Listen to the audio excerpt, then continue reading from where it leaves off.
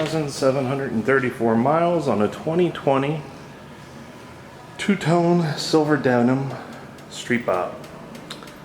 It's got a few nice extras here. It's got custom grips, custom bars. It's got an Arlen Ness high flow intake with a cone filter, full Vance and Hines exhaust, and that pretty much sums it up.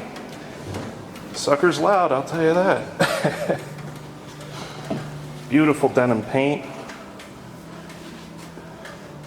It's in really nice condition. I don't really see anything wrong with it. It's been through detail. It's all ready to roll.